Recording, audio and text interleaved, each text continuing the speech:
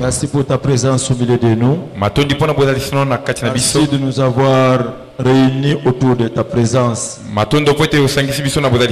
Merci pour ta fidélité. Nous savons que ce soir tu vas encore nous parler. Nous t'appartenons, Seigneur. Nous sommes là pour t'écouter. C'est toi qui as les paroles qui communiquent la vie éternelle.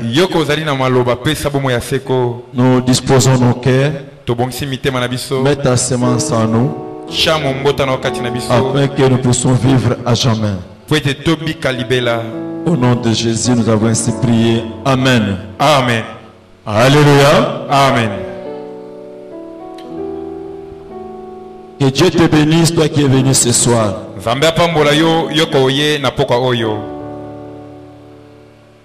Parce que nous avons dit que chaque soir, il faut descendre à la source. Si Rebecca n'était pas descendue ce soir-là à la source, il ne pouvait pas rencontrer les serviteurs d'Abraham.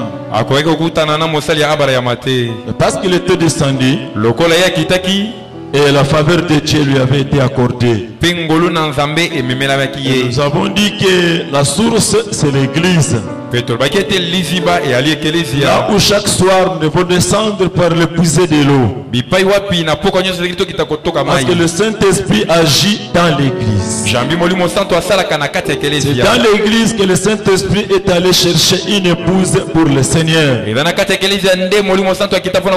Alors le dimanche, nous avons exploité le sous-thème que nous avons intitulé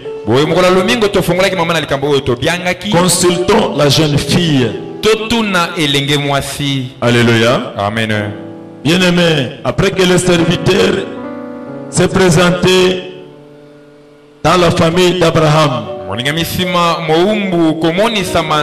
après avoir tout expliqué, le serviteur d'Abraham avait demandé qu'on le laisse partir avec la jeune fille. Nous avons dit que la maman et le frère de la sœur voulaient que leur fille reste encore au moins pendant 10 jours.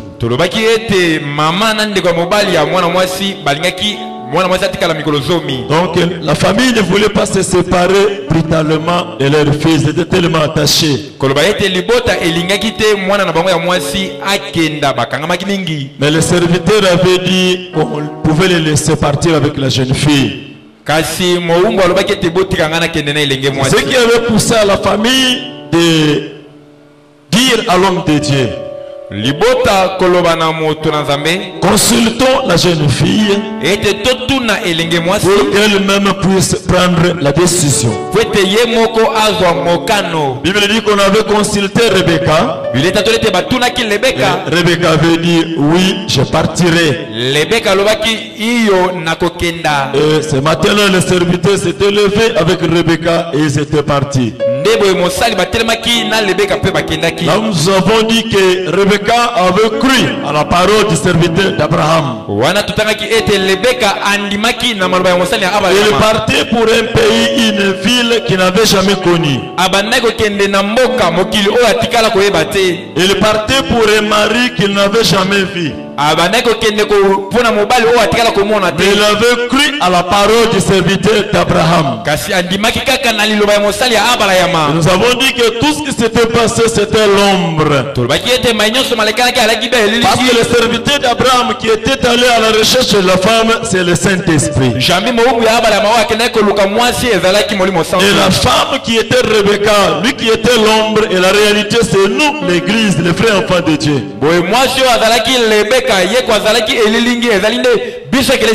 Voilà pourquoi le dimanche, Dieu vous avait consulté. Et parce que nous avons tiré une conclusion selon laquelle nous prions, nous aimons le Seigneur, nous l'adorons. Mais nous n'avons jamais eu aucun désir de quitter la terre pour aller au ciel. Les chrétiens ne veulent pas quitter la terre et aller au ciel. Les chrétiens ne désirent même pas que le Seigneur puisse rentrer maintenant. Les uns pensent qu'ils ne se sont pas encore mariés. Les autres pensent qu'ils sont encore étudiants. Il faut qu'ils terminent et qu'ils travaillent. Les autres sont tellement attachés du bien de ce monde. Les autres ont des promesses de pouvoir voyager, d'aller quelque part. Et les autres veulent vivre une très grande bénédiction ici sur la terre. Et nous avons dit que les serviteurs, avant de quitter Abraham, il n'était pas parti mais prévu, mais il avait pris 10 chameaux chargés d'or et d'argent. Ces serviteurs étaient intendants de tous les biens d'Abraham. Il n'avait pas amené toute la richesse vers la femme, mais c'était juste une partie de la bénédiction d'Abraham. Toute la richesse d'Abraham était restée là où étaient Abraham et Isaac. Malgré ce que Rebecca avait vu de ses propres yeux, cela ne lui avait pas empêché de pouvoir quitter et d'aller vivre la vraie bénédiction. S'il avait vu ce qui était chargé sur les 10 chameaux, certainement elle se disait en elle-même, à combien de fortes raisons l'or et l'argent qui se trouvent dans la maison de cet homme, là où je vais partir. Quoique sa mère ne voulut pas qu'elle parte, elle était beaucoup attachée à son frère. Mais Rebecca, à cause de ce qu'il attendait, à cause de la gloire qui était là où se trouvait Isaac, Rebecca avait accepté d'abandonner ses amis, d'abandonner sa ville, d'abandonner sa mère, d'abandonner son frère et d'aller vers Isaac. C'est là où nous avons dit ceci. Malgré tout ce que Dieu peut nous donner ici sur cette terre, ce que le Saint-Esprit nous a apporté, malgré tout ce que nous pouvons vivre, avoir venir du Seigneur, ce qui nous attend au ciel est plus meilleur que tout ce que nous pouvons voir et vivre ici sur la terre. Donc nous devons voir ce sentiment de désir un jour quitter cette terre et d'aller au ciel. Ce désir doit être permanent en nous. Nous avons dit qu'il y a même des chrétiens qui souffrent maintenant, qui n'ont pas mangé depuis le matin jusqu'à maintenant, qui n'ont même pas une mousse pour dormir, ils dorment même sur la natte. Tu ne veux pas quitter la terre pour aller au ciel. Et pourtant la gloire nous attend au ciel. C'est là où nous devons désirer l'enlèvement. Si l'enlèvement arrivait et que nous entrons dans cette gloire, tu ne regretteras rien sur la terre. Même si tu vas laisser des milliards et des milliards de dollars en banque, mais si tu es arrivé de passer de l'autre côté, tu ne regretteras même pas. Même quand on te posait la question d'avant, parce que tu as laissé une femme, parce que tu as laissé une fiancée, même si tu as laissé des véhicules de parcelles, si on te posait la question, veux-tu descendre sur la terre, aller vivre avec ta femme et tes enfants, aller vivre, se réjouir avec ton argent ou tes biens, tu ne l'accepteras jamais. Personne n'est déjà parti là-bas qui a déjà désiré retourner sur la terre. Tous ceux qui ont connu l'expérience d'entrer dans le coma,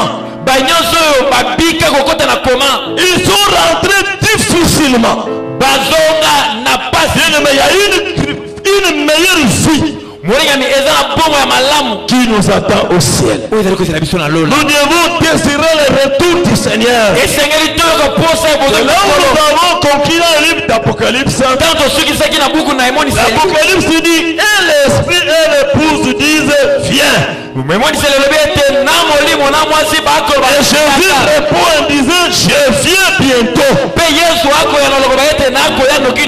nous devons désirer le retour du Seigneur. Nous devons désirer ce retour. Ça doit être un souci permanent. Et nous aussi vivre en conséquence par rapport à ce souci-là. Parce que celui qui désire le retour du Seigneur doit vivre aussi en conséquence. Doit marcher dans la crainte de Dieu. Parce qu'il désire son retour.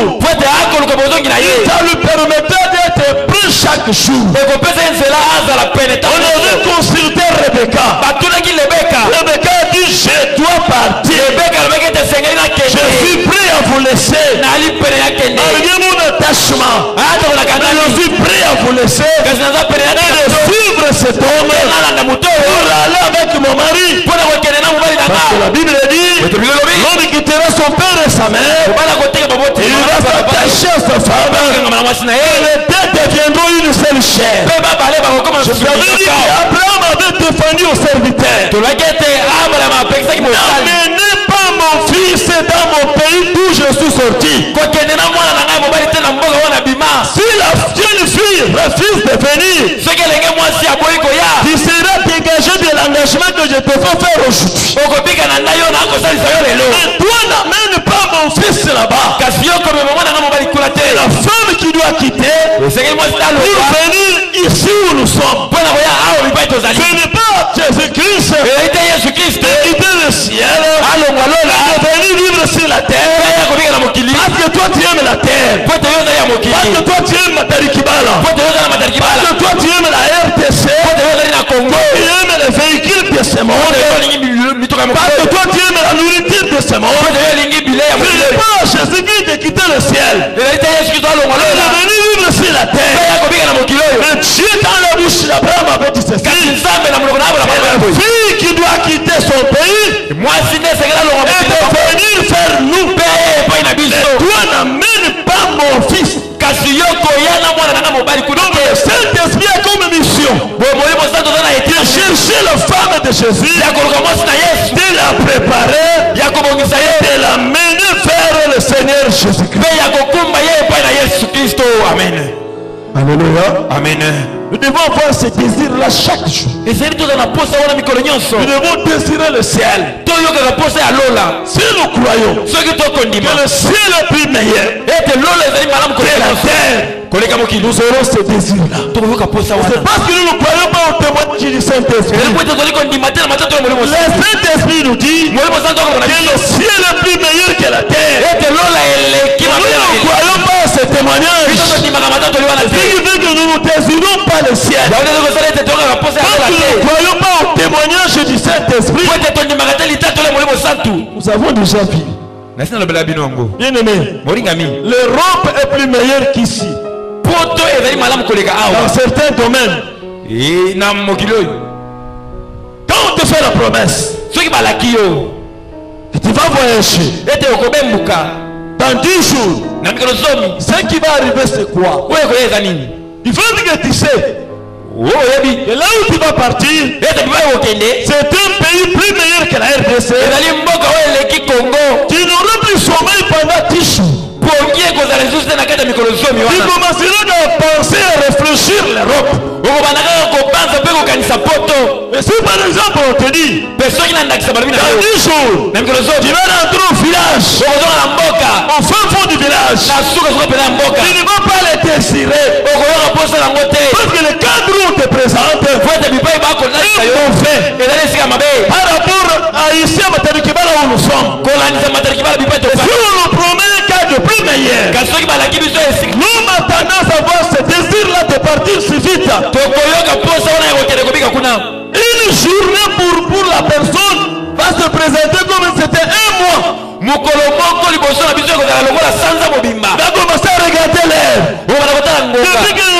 réveillé. Il n'est qu'à midi. Cette journée va se finir. Il va commencer à compter des jours. Parce qu'il a des désirs de partir. Ce n'est pas le cas pour les chrétiens d'aujourd'hui. Ils n'ont pas le désir. Ils n'ont pas l'envie. Et la Bible nous présente des hommes et des femmes qui se sont sacrifiés. Qui ont même aimé la mort. Qui ont été torturés. Pour se retrouver au ciel. Parce qu'ils savaient que la meilleure vie n'est pas ici sur terre.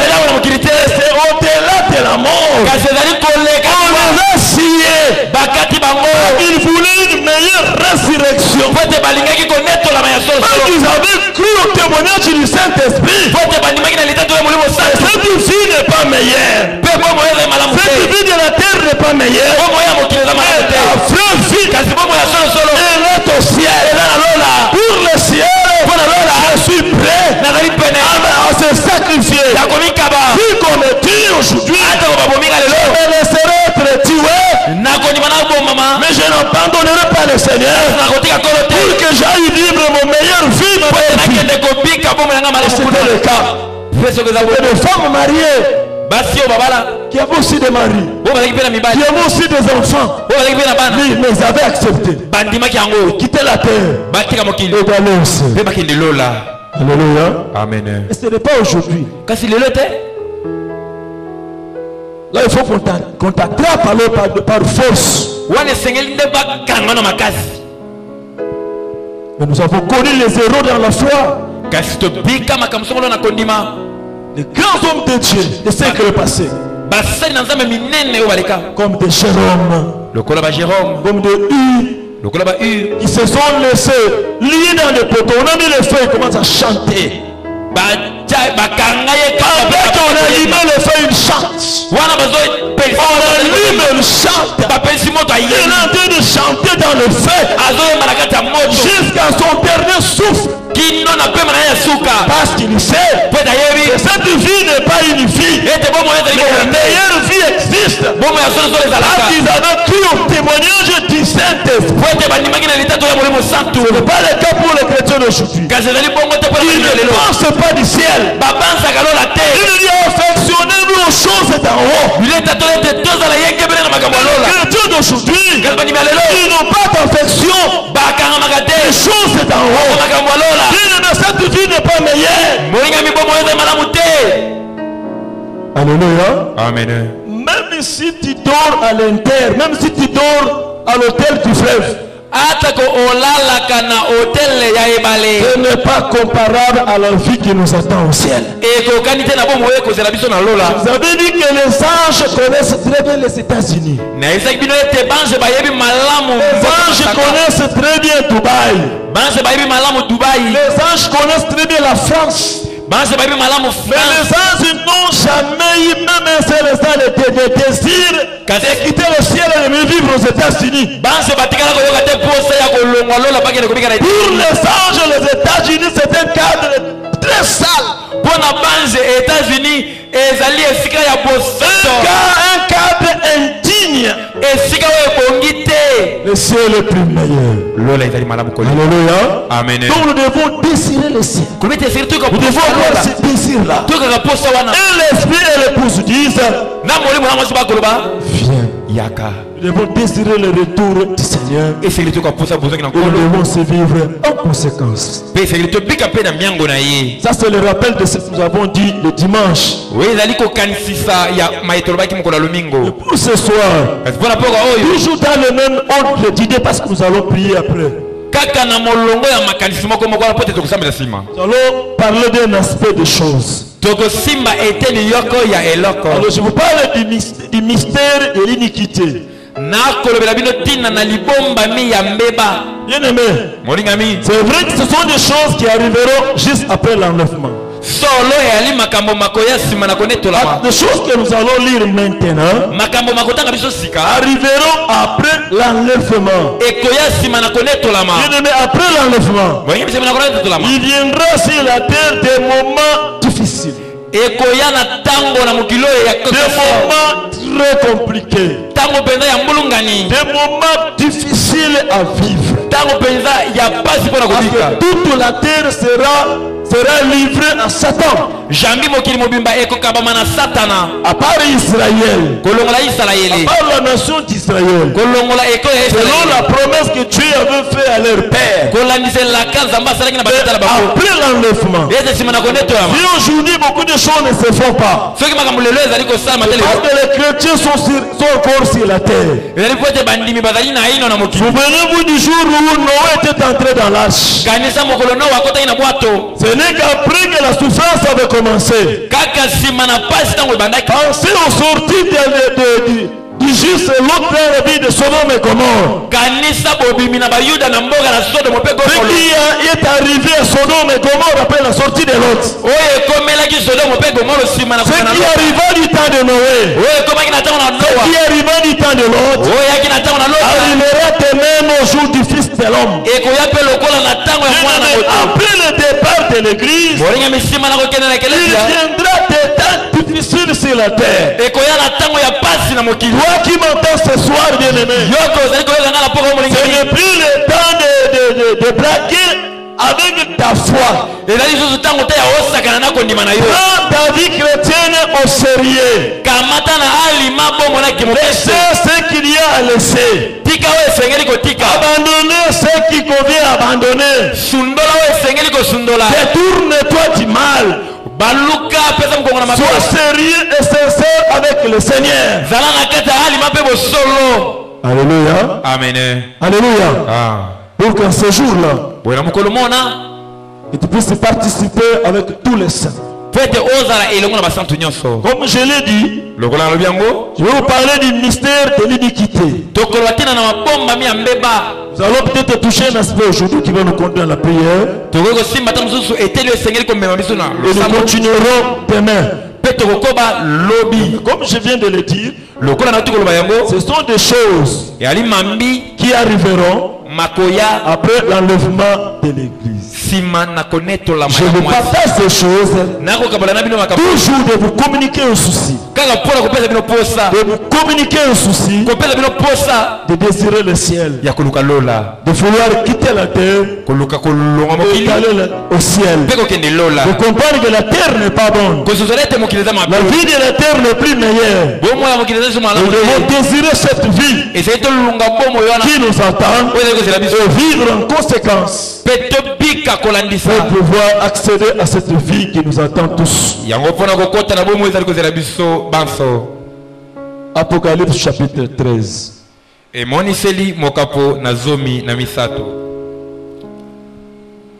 Je vais lire beaucoup de versets sans les expliquer.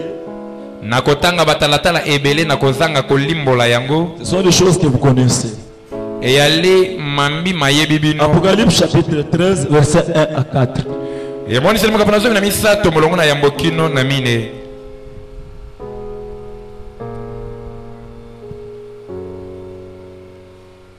Puis j'ai vu monter de la mer une bête qui avait 10 cornes et 7 têtes, et sur ces cornes 10 diadèmes, et sur ces têtes des noms de blasphème.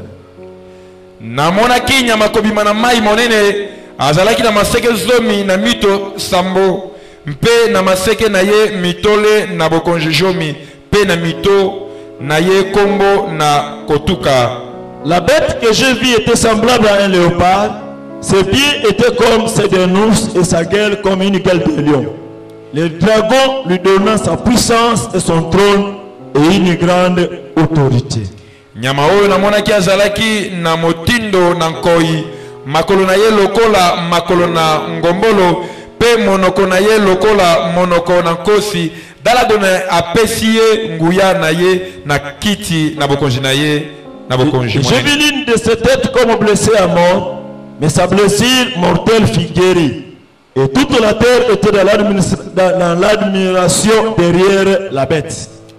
Moko nakati na mitu na ye laki lokola soko ojokaki kino kufa pota na ye na kufa e bikaki.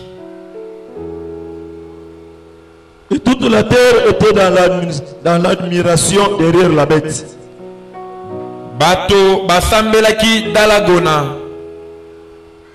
Ils adorèrent le dragon parce qu'il avait donné l'autorité à la bête.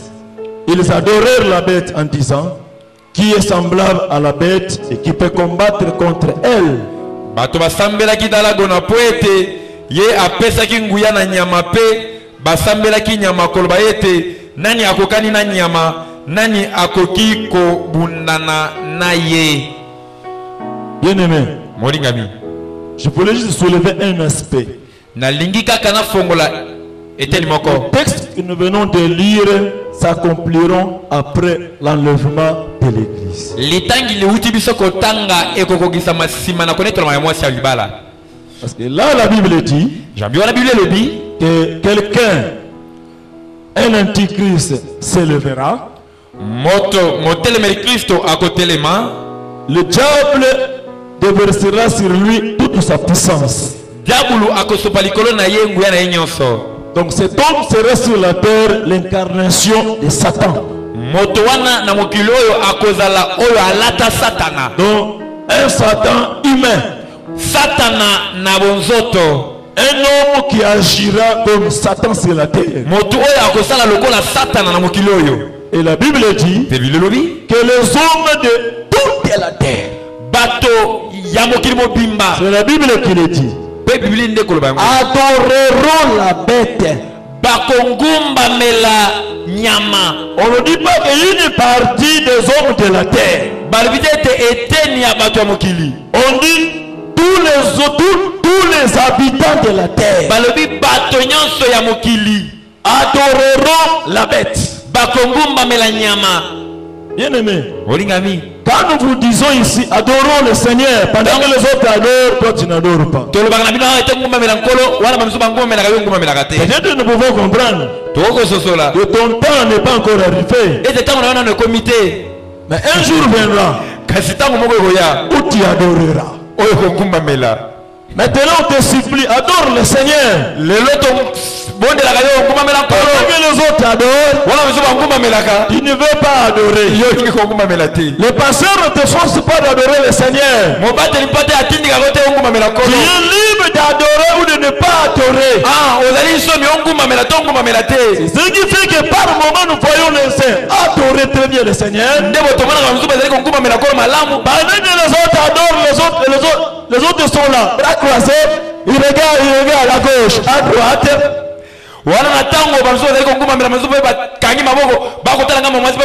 Des fois ça nous étonne. Et des fois quand nous lisons la parole de Dieu, la Bible nous console. Nous comprenons. Et dit que maintenant tu n'adores pas. Un jour viendra que tu le fille ou non, tu adoreras de force.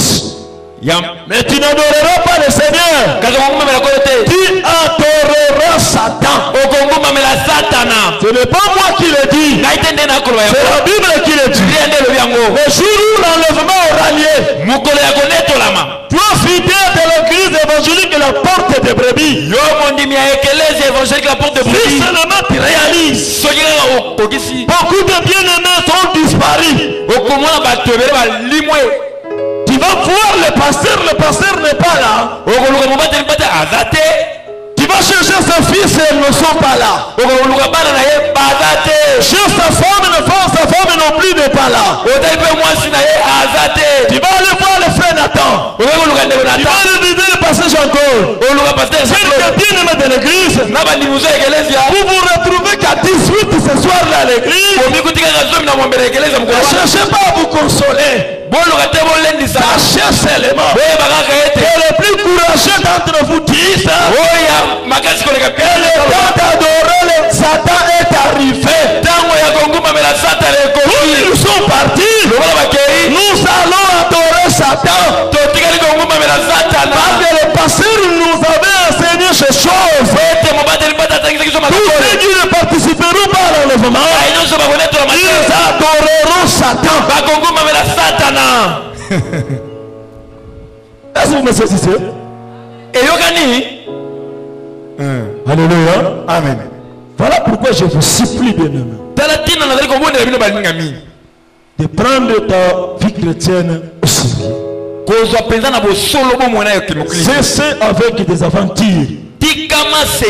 Nous ne venons pas ici pour blaguer. Si c'est pour blaguer, nous ne pouvons pas perdre tout notre temps, faire tout ce que nous faisons des sacrifices pour vous enseigner la parole. Mais parce que nous savons que ce sont des choses réelles et vraies. Aucun iota de l'écriture ne passera. Tout passera sauf la parole de Dieu. Moi je vous dis, au nom de Jésus-Christ, battons-nous pour participer à l'enlèvement.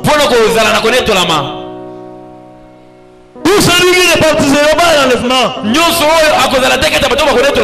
deviendra adorateur de Satan. Ça c'est Apocalypse chapitre 13 verset 1 à 4. Tous les habitants de la terre adoreront Satan. Ce sont des choses qui arriveront juste après l'enlèvement. Vous allez comprendre pourquoi je vous en parle maintenant. Allons maintenant au livre d'Apocalypse chapitre 14. À partir du 11e verset jusqu'au 18e.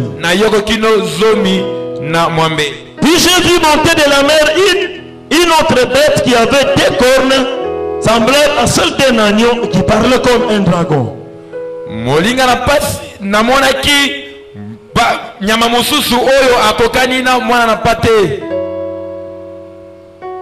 Et qui parlait comme un dragon.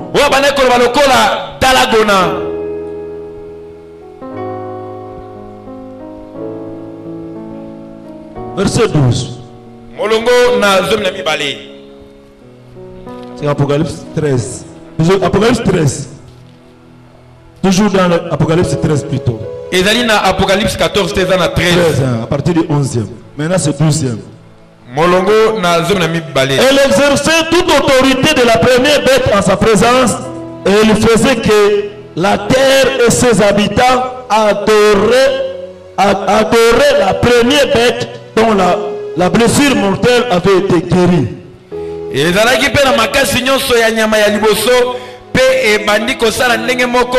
na miso na yango ezali kosala te bato nyonso ya mokili bafukamela nyama ya liboso oyo ebikaki na pota wana ya somo. Tous les habitants de la terre. Bato nyonso ya mokili. Verset 13. Elle opérait des grands prodiges, même jusqu'à faire descendre du feu du ciel sur la terre à la vie des hommes. Ezalaki kosala makamu isiminene ezalaki kutute moto elongwa na likolope eya kokweya na mokili na miso ya bato nyonso. Elle séduisait les habitants de la terre par les prodiges qui lui étaient donnés d'opérer en présence de la bête, disant aux hommes de la terre de faire une image à la bête qui avait la blessure de l'épée et qui vivait. Lokola bapesi yango nguya ya kosala makamu nyonso wana na miso ya nyama ya liboso ezizela ya kokosa bato ya mokili etindi bango kutu basala ekeko pona kokumisa nyama ya liboso. Quand le faux prophète viendra, ekoya basakoli ya lokuta, il trouverait l'antichrist qui serait déjà là. Akokuta motelemeli na Kristo wa kozala wana. Lui va maintenant séduire les habitants de toute la terre. Ye akokweisa bafani nyonso mokili. Pour que ces derniers puissent adorer la bête. Et il va demander qu'on puisse faire l'image de la bête. Et qu'on puisse adorer cette image de la bête. Celui qui adore l'image de la bête adore la bête. Donc les hommes de la terre auront des images qui représentent la bête. C'est très capital. Je descends 15. Et il lui fit donner d'animer l'image de la bête afin que l'image de la bête parlât, et qu'il fit que tous ceux qui n'adoraient pas l'image de la bête fussent tués. Nasima azinzela ya kopesa bomo ina yekeko wana bongo yango ebandi koloba pe ko bomisa baoyo nyonso baboyi kofukamela yango. Et elle fit que tous, petits et grands, riches et pauvres, libres et esclaves, reçurent une marque sur leur main droite ou sur leur front. Boye nyama oyo atindi bato nyonso na makasi te bazwa elembo na liboko ya mobali to na elongi ezala bato minene to bato pamba bato ya bomengo to baoyo bakelelaka. Et que personne ne put acheter ni vendre sans avoir la marque, le nom de la bête ou le nombre de son nom. Ata moto moko te akoki kosomba to kotekisa eloko soki azangi elembo yango to kombo ya nyama to pe batalo oyo ekokani na kombo yango. C'est ici la sagesse, que celui qui a de l'intelligence calcule le nombre de la bête, car c'est un nombre d'hommes et son nombre est 666. Makambo oyo ezali kosenga mayele moto nyonso oyo azali na mayele akoki koyeba tina ya talo ya nyama pamba te talo yango elakisi moto talo na ye ezali motoba motoba motoba. Ce sont des choses qui arriveront après l'enlèvement. Ezali makambo makoya sima na konetolama. Après l'enlèvement, sima na konetolama, tous les habitants du monde entier adoreront la bête, bato nyonso ya mokili mobimba bakongumamela nyama à l'exception d'Israël. Kolongola Israël. Et tous les enfants d'Israël qui résisteront à la bête, bana nyonso ya Israël bakosekwa na nyama, ils seront tués par la bête. Bako bomama epai na nyama. Parce que la grâce sera en Israël. Jambi ngolu ekozala kati na Israël. Et chez les nations, tous les Congolais, kasi na bikolo nyonso na biso bato Kongo, il y aura plus de grâce. ngolu ekozala lisusu te. Tous les Congolais adoreront la bête. Bato nyonso ya Kongo bakongumamela nyama. Et le son prophète sera suscité pour amener tous les hommes par des prodiges à adorer la bête. Basakola lukuta bakotelema pona konkumba bato bangumamela ekeko. Et il va faire l'image de la bête, en sorte que l'image puisse parler. Akosala ekeko ngolo pwete ekeko yango eloba. Et en plus, il y aura une marque qu'on va mettre sur le front et les mains des hommes. Ekozala na elembo oyo bakota na mbuzu pe na maboko ya bato. La marque de Satan.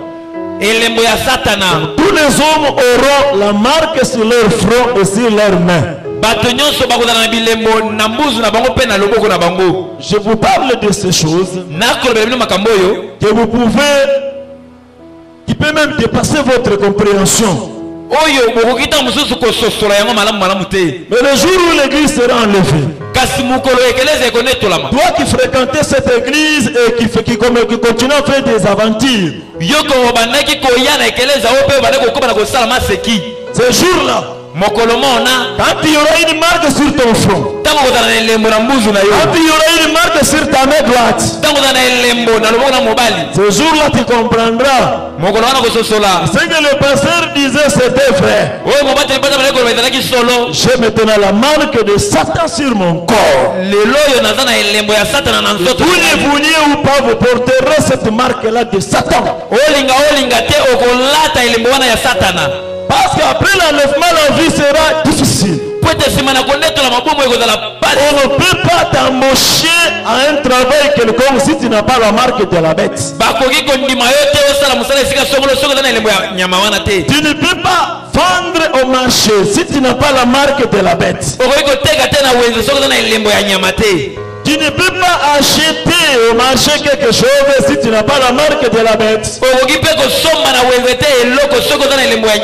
Tu peux résister aujourd'hui. Tu envoies ton fils, va au marché. Maman, je n'ai pas la marque. Personne n'a la marque à la maison. Ce jour-là, vous dormez affamé, mais vous avez l'argent. Finalement, vous déciderez d'aller chercher la marque, sinon vous allez mourir. Donc vous porterez la marque de la bête, Satan, pour trouver du travail. Ou vendre ici du commerce.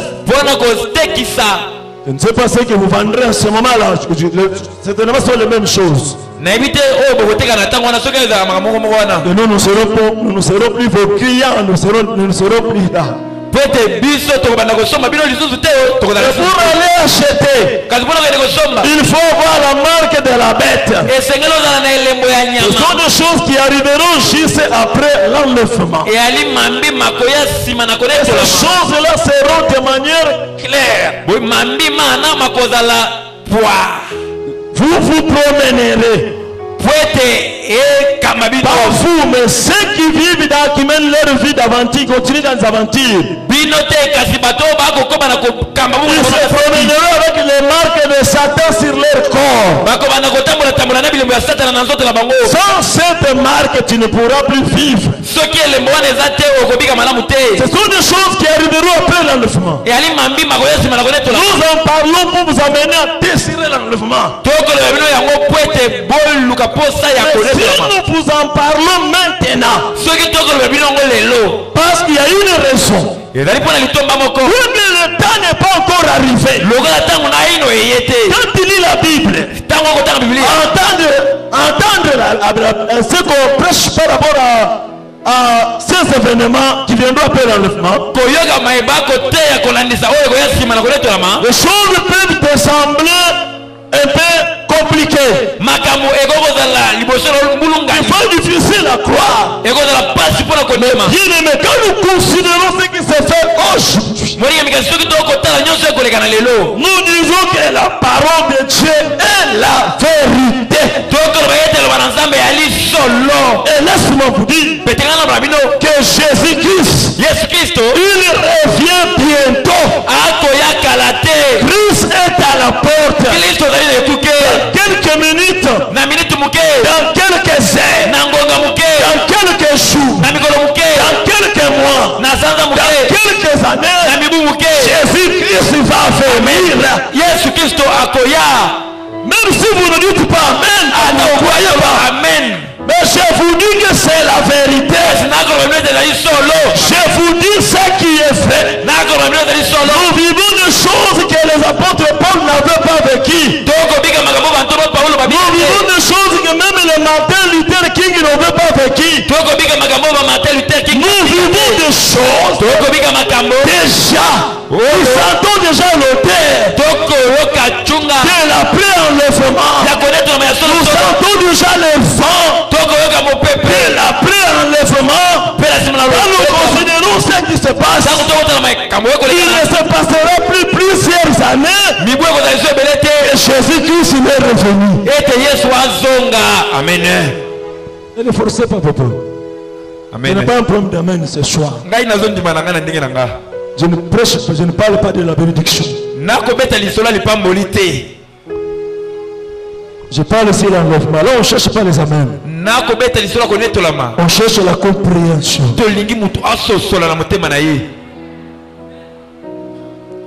Lisons maintenant la parole.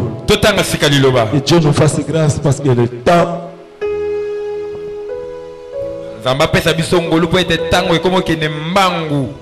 Je suis tenté même à faire arrêter le temps.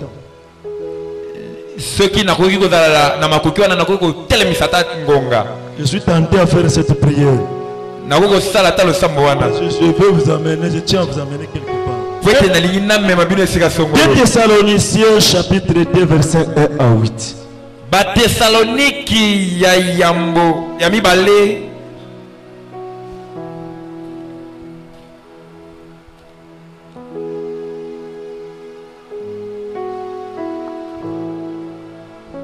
Pour ce qui concerne l'avènement de notre Seigneur Jésus-Christ et de notre réunion avec lui, nous vous prions, frères.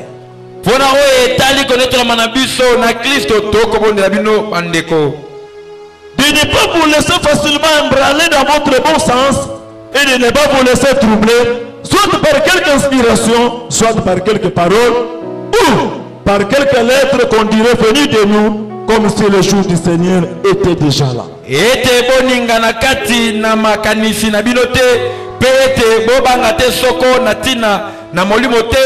soki natina na liloba te soko natina na mokanda te. Personne ne vous soudise d'aucune manière, car il faut que l'apostasie soit arrivée auparavant, qu'on ait vu paraître l'homme du péché, le fils de la perdition. Tika ete moto azambisa bino te na nzela nini po ete mokolo yango ekoya te bobele ete kotomboka eya liboso pe moto na lofundo amonisama.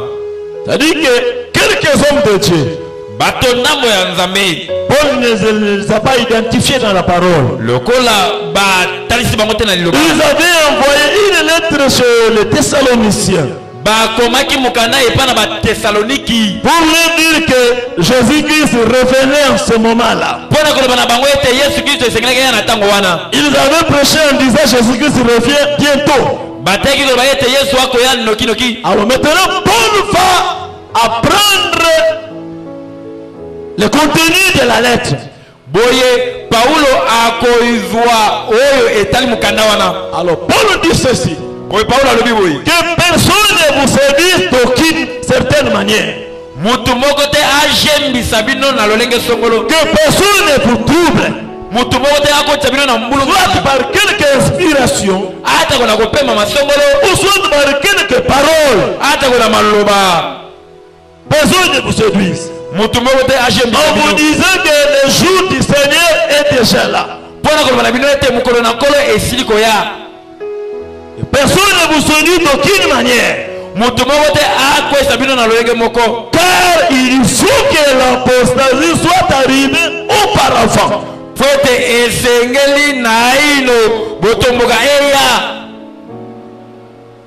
Il faut qu'il y ait d'abord, l'apostasie doit venir avant. Les hommes doivent d'abord abandonner la foi. Pour nous dire que le Christ aujourd'hui est encore scellé. Il l'église aime la parole. Les fidèles sont prêts à se sacrifier. Les fidèles ont plein de zèle. À une telle période, Jésus ne peut pas venir. Avant sa venue, il faut qu'il y ait d'abord l'apostasie. Il faut d'abord que les chrétiens abandonnent leur foi. Ceux qui étaient dans la foi puissent abandonner la foi. Puissent se refroidir. Ce sont des choses que nous avons déjà partagées, mais peut-être que nous allons encore partager dans la semaine. Sur l'apostasie, l'abandon de la foi. Parce que bien aimé, si toi tu es encore dans la foi, mais je vous dis, beaucoup de chrétiens aujourd'hui, ils ont abandonné la foi. Beaucoup de chrétiens aujourd'hui, ils ont abandonné ça, la foi, sans le savoir. Là où ils sont, ils ne savent pas qu'ils ont abandonné la foi. Ils ont abandonné la foi. Je donne un exemple. Par exemple, quand on te prêche la parole, dis que la parole de Dieu, tu crois que c'est la vérité. Tu dis Amen, parole. Mais ailleurs, ce n'est pas le cas. Quand quelqu'un entend une parole qui le touche, il ne réagit pas par rapport à la foi. Il ne réagit pas par rapport à son argent.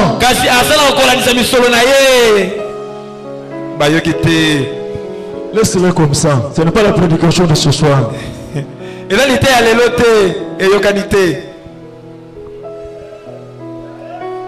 Avant qu'on ait par l'homme du péché, le fils de la perdition. L'adversaire qui s'élève au-dessus de tout ce qu'on appelle Dieu. Ou de ce qu'on adore. Jusqu'à s'asseoir dans le temple de Dieu, se proclamant lui-même Dieu.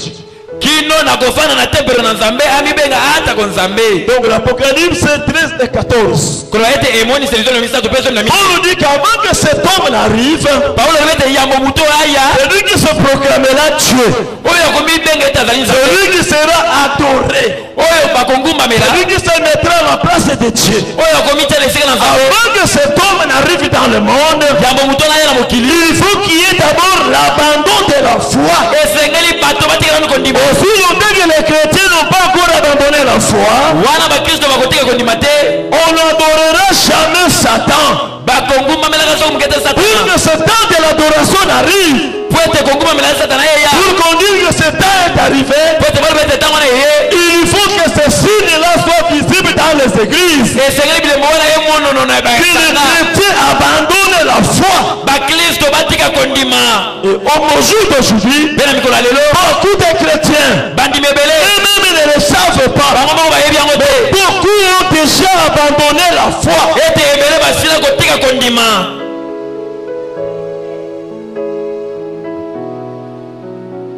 L'adversaire qui se lève, ne vous souvenez pas que je vous disais ces choses lorsque j'étais chez vous. Bozali kokanisa tete. Nalobelaki bino makambo oyo nyonso. Wana nazalaki na hilo epai na bino. Et maintenant vous savez ce qui les retient afin qu'ils ne paraissent qu'en son temps.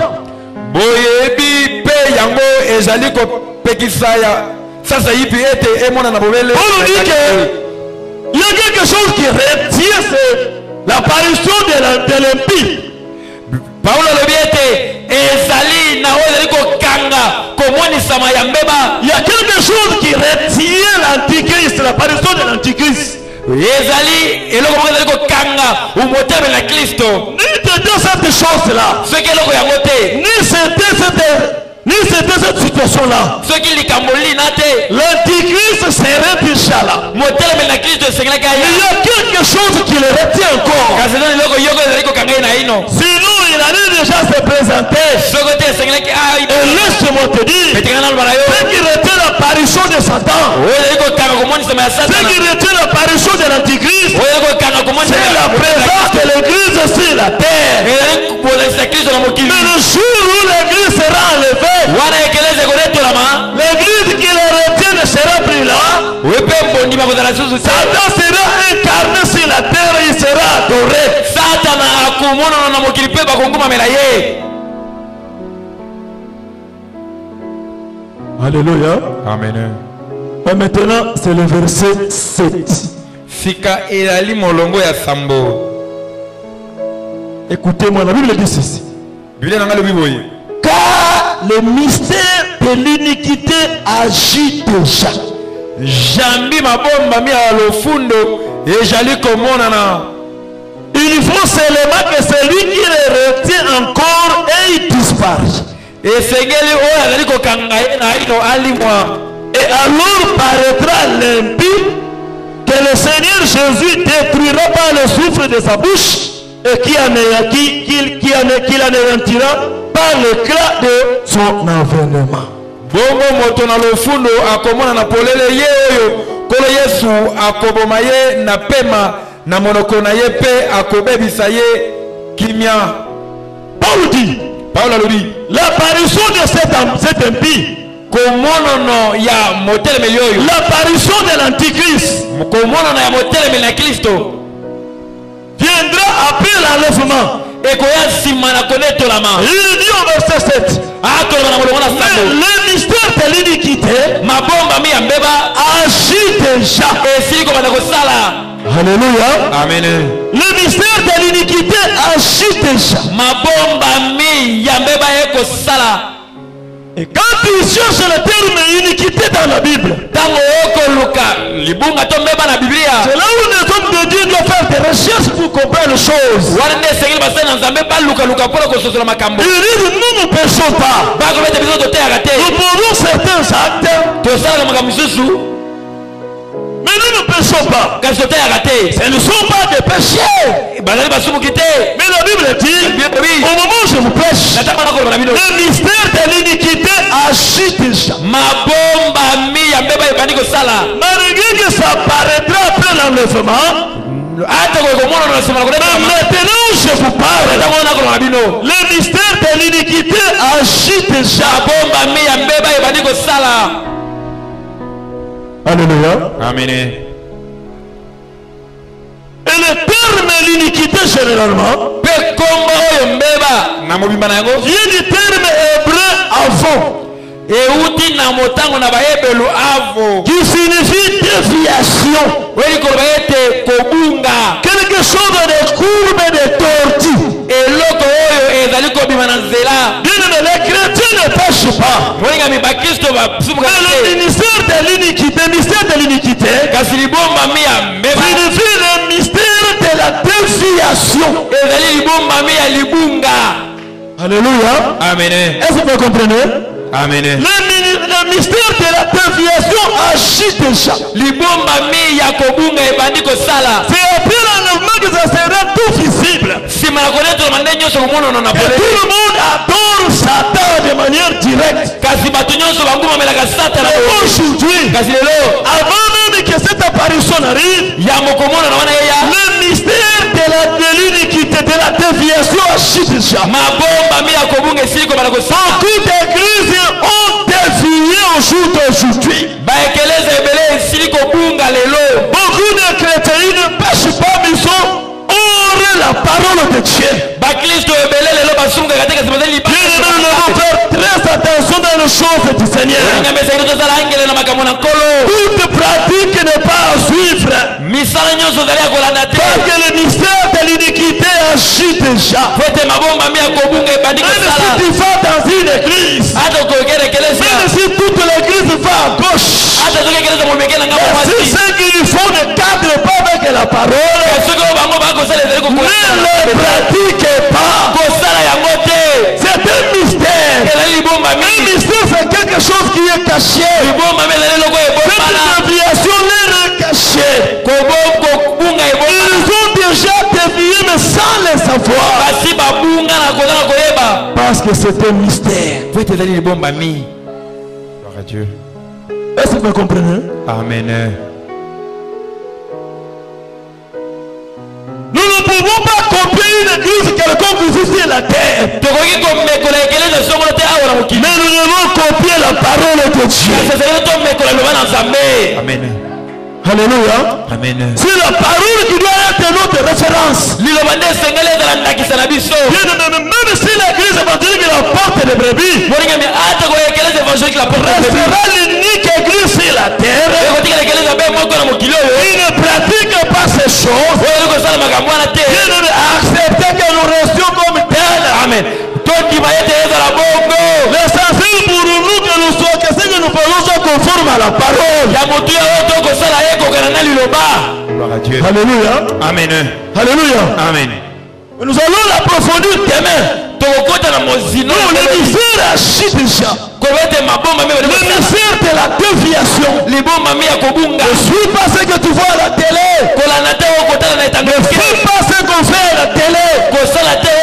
Mais ta télévision, ton prédicateur par excellence, soit la parole de Dieu. Raison pour laquelle je te conseille d'avoir la Bible dans ta maison et de la lire jour et nuit pour que cette déviation maintenant qui envahisse l'église ne puisse pas t'entendre te toucher. Quoique nous allons beaucoup prier par rapport à ce sujet. Mais nous allons, parce que la Bible dit, le mystère de l'iniquité agit déjà. Ce qui prouve que Jésus vient bientôt. J'ai toujours ce sentiment-là. Jésus-Christ vient bientôt. Bien aimé, on dit qu'après l'enlèvement, pour travailler, il faut voir la marque. Jésus n'est pas encore venu. Mais vois seulement ce qui se fait aujourd'hui. Tu as fini les études. Tu as décroché un titre académique. Mais va chercher du travail. C'était avant des choses qui étaient cachées. C'était difficile de parler de la maïkari quelque part. C'était des sciences secrètes. Mais aujourd'hui, ces choses ne sont plus secrètes. Si vous allez seulement chercher du travail, aujourd'hui tu veux avoir du travail, il faut entrer dans notre loge, il faut entrer dans la rose croix, il faut entrer dans la franc-maçonnerie, il faut entrer dans la maïkari pour avoir un poste de travail quelque part. Ce sont les choses qui arriveront après l'enlèvement. Maintenant, après l'enlèvement, a commencé déjà à souffler. Les choses que nous vivons aussi aujourd'hui n'ont pas été vécues du temps des apôtres. Aujourd'hui, demande ceux qui vont chercher du travail à gauche et à droite pour travailler, pour que tu sois embauché. Ça se dit de manière claire. Ce n'est pas un secret. On te le dira. Pas seulement chercher du travail quelque part. Même dans une société de communication, on ne risquera pas de te dire qu'il faut entrer dans telle ou telle loge. Donc la marque qui viendra après a déjà commencé. Son sang a commencé déjà à souffler. C'est ce qui prouve, bien aimé, Jésus-Christ revient bien. Gloire à Dieu. Alléluia. Amen. Je me souviens de ce témoignage qui est passé dernièrement ici à la télé. D'un frère en Christ qu'on a montré à la télé. Était amené par ses collègues dans une des sociétés de communication quelque part. Bien aimé, il est allé chercher du travail. Il a passé son test. Il a réussi brillamment. Il a passé à l'interview. Il a réussi parce qu'il était très intelligent. C'est lui-même qui témoignait à la télé. Mais après l'interview, je devrais maintenant aller voir le directeur qui devrait m'embaucher. Pour signer le contrat. Le directeur nous dit avant de signer le contrat, il va entrer dans cette chambre. Il va rentrer dans la chambre. Il trouve des chaises. Un petit lit qui était là. Un petit lit. Un petit lit. L'homme lui dit couche sur le lit, je vais te coucher. Je vais te le faire seulement une seule fois dans ta vie. Alors que tu auras le poste que tu attends. Le frère a dit, moi je suis un frère en Christ. Je ne peux pas faire ces choses. Si tu sors, tu quittes la salle, tu vas attraper la folie. Le frère en Christ a dit, j'accepte. Il faut que je devienne un fou. J'accepte à cause de Jésus. Mais je sais aussi que je n'attraperai pas pour lui au nom de Jésus. Et le frère est sorti. Il n'a pas attrapé la folie. Il est passé à la télé. On a floué le visage. Il a rendu son témoignage. Mais ce sont des choses qui viendront après l'enlèvement. Mais nous commençons déjà à les vivre. Il y a des jeunes frères, je me sais. N'allez pas voir ces marques-là. Même si tu cherches du travail, on te propose de telles choses. Refuse à cause de Jésus. Par la Bible, on parle déjà de marques de Satan. Dès que tu y entres, déjà tu es dans le vent de la paix enlèvement. Devant la souffle déjà.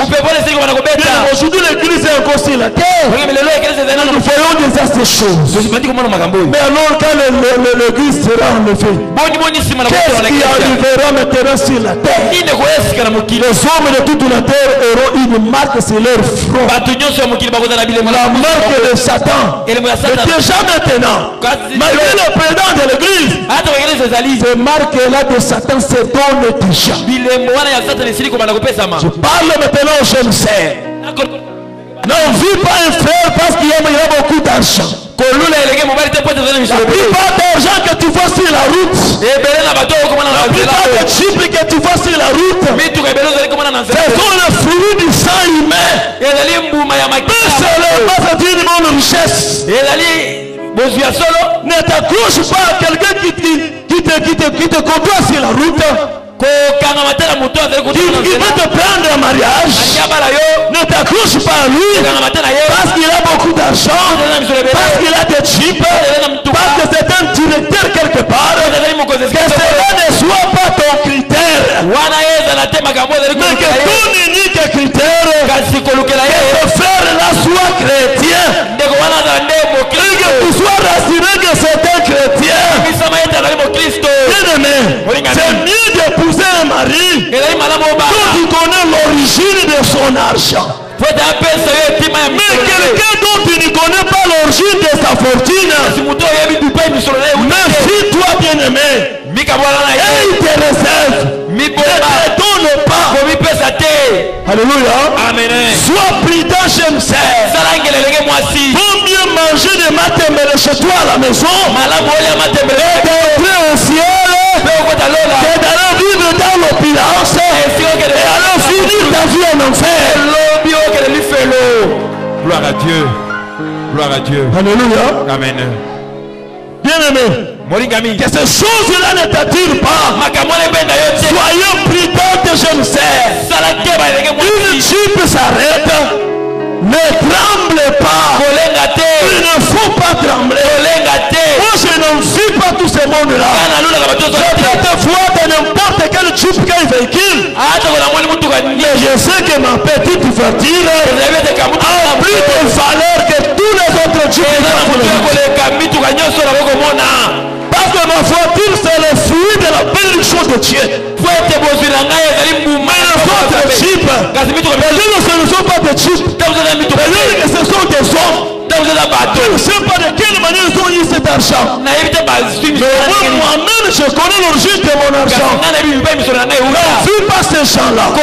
Il faut s'en méfier. Cher frère, si tu t'es déjà plongé, engagé dans ce genre d'histoire, bien-aimé, quand tu entends ce message, cherche à me rencontrer. Nous pouvons prier pour toi.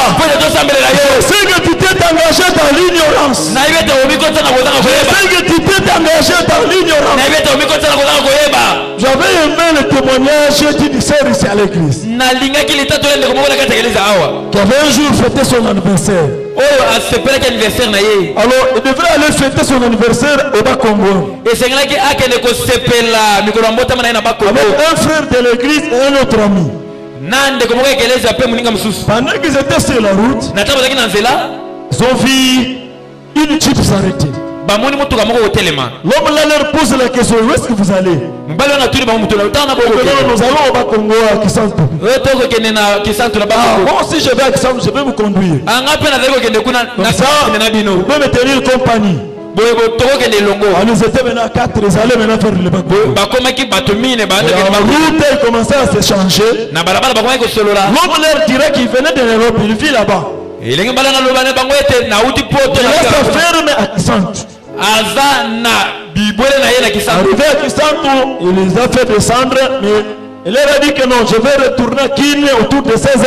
À 16h là, si vous serez prêts, on pourra encore faire route ensemble. Et à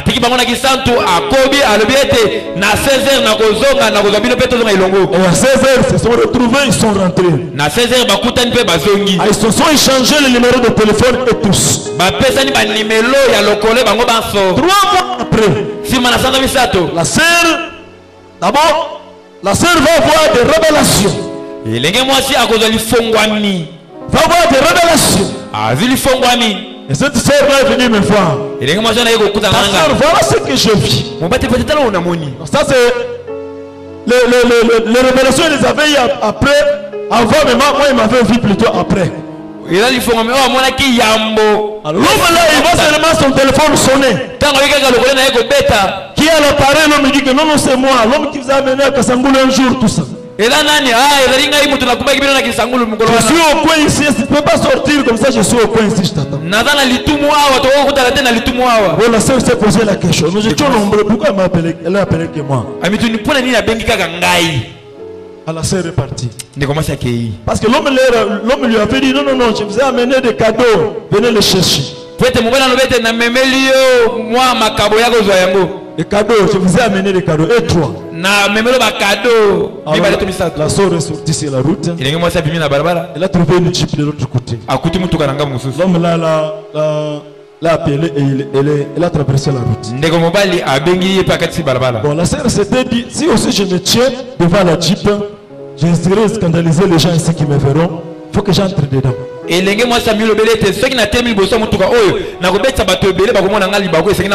notre sœur est entrée dans la jeep. L'homme sort l'enveloppe et présente à la sœur.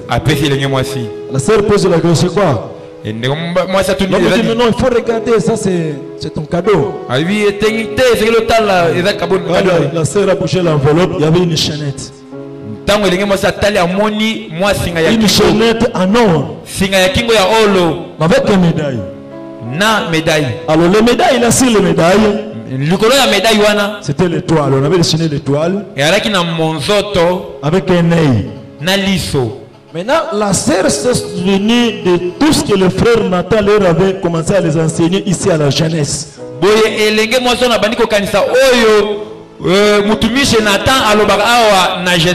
Frère Nathan, que le Seigneur te bénisse. Alléluia. Amen.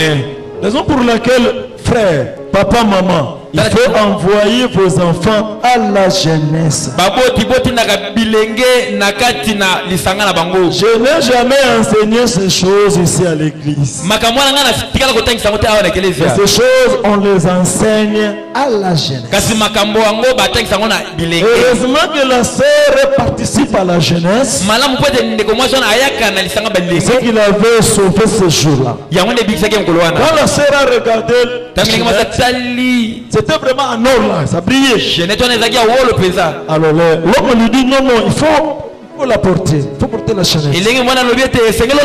Vous voulez la faire porter? Il dit que non, je ne peux pas la porter. Pourquoi me faire la porter une chaînette? Parce que je vois déjà les médailles. Ça, c'est les médailles de sciences occultes. L'homme sursaute.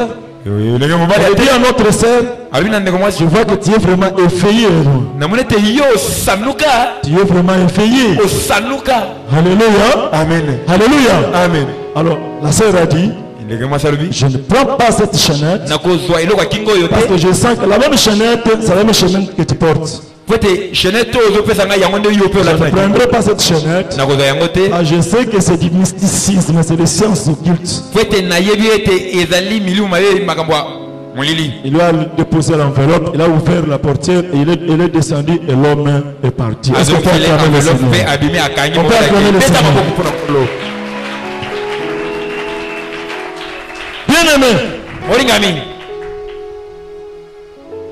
Si la sœur pouvait trembler parce qu'elle avait vu la jeep,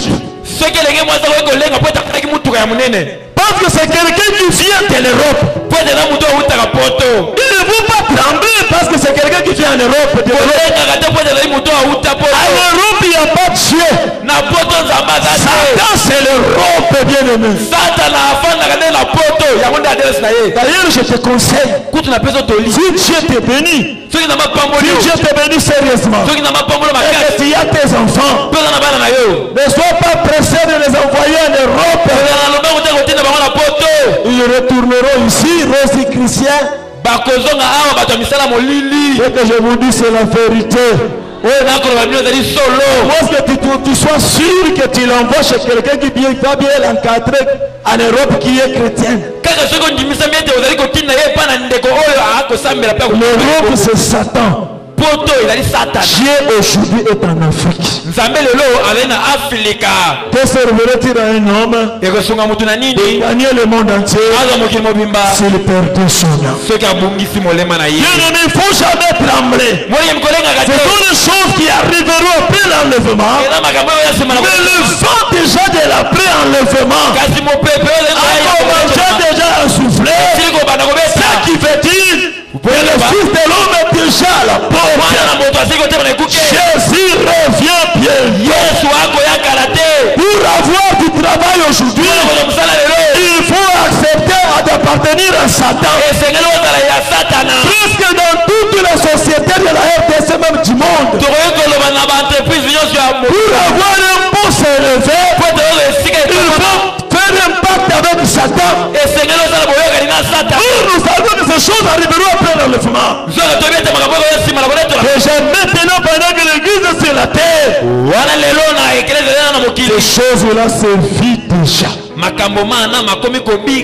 Donc les chrétiens éveillés doivent faire très attention de comprendre dans quelques minutes, dans quelques heures, dans quelques jours, dans quelques années, Jésus-Christ va venir. Pour ce soir, nous allons beaucoup prier pour nos enfants, pour les membres de notre famille, pour les gens, surtout à l'université. Chers étudiants, faites attention. La plupart de vos professeurs sont les hommes de sciences occultes. La plupart de vos professeurs sont les hommes de sciences occultes. Ils vous donneront des livres pour aller lire à la maison. Vous verrez des livres avec des titres comme Comment dominer le monde, comment dominer l'environnement. Le professeur va te dire facilement lire. C'est facile d'entrer, mais c'est difficile de sortir. Vas-y, a mis ton pied. Tu t'es déjà engagé sur le chemin de la mort. Jeunes étudiants, faites attention. Beaucoup d'étudiants à l'université sont les gens de sciences occultes. C'est eux qui entraînent les autres. Ils sont là pour évangéliser, pour entraîner, pour gagner les autres. Que les autres étudiants ne t'entraînent pas. Toi au moins entraîne-les dans le christianisme. Ne suis pas les autres étudiants. Mais laissez les autres étudiants te suivre. Faites attention avec le milieu universitaire.